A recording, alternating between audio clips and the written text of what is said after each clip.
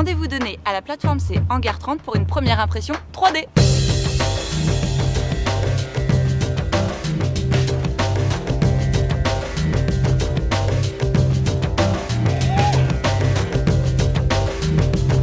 Vous aimez bricoler, vous voulez percer les mystères d'une fraiseuse numérique ou d'une découpeuse laser, voire encore d'une imprimante 3D, la réponse est ici, la même où l'on fabrique des objets au Fab Lab porté par l'association Ping.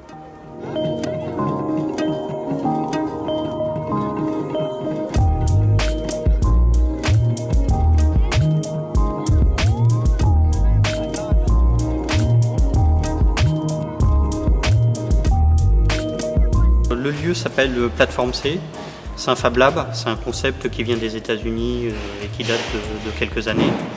Le principe du lieu est de mettre à disposition un espace, des machines, envers nos adhérents ou aux étudiants de nos partenaires, pour que ces derniers puissent réaliser leurs projets. Les gens qui viennent fréquenter le lieu ne viennent pas faire fabriquer leur objet, mais viennent apprendre à le fabriquer et à utiliser les machines.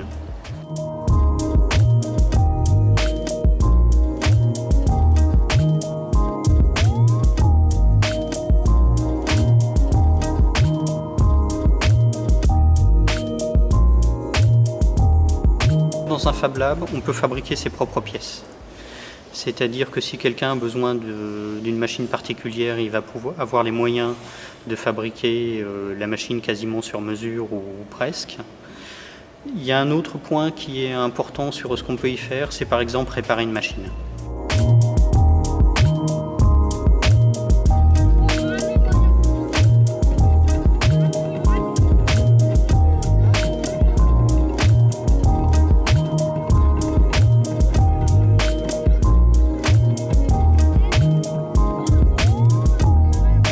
Alors c'est un workshop qui se tient toute la semaine.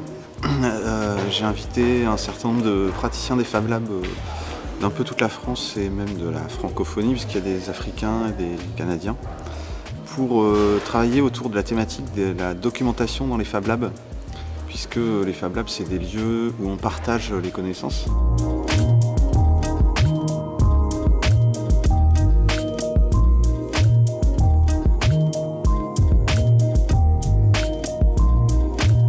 Ce workshop-ci, l'idée c'est de pouvoir ramener les meilleures pratiques, mais aussi de trouver des terrains communs où on peut interagir ensemble et favoriser la documentation en français qui est assez limitée présentement dans le monde des Fab Labs. C'est une sorte de démocratisation de l'information et de la technologie. Ça participe peut-être à une évolution de la société qui dérive un peu de la société de consommation, enfin qui s'écarte un peu de la société de consommation traditionnelle, puisque on tend à arrêter d'acheter des machines fabriquées dans des usines par venir ici les fabriquer soi-même, ou au moins les monter ou les customiser soi-même. Et du coup, autant pour que ça coûte moins cher que surtout pour qu'on comprenne comment elles marchent et qu'on puisse les réparer, qu'on les maîtrise en quelque sorte.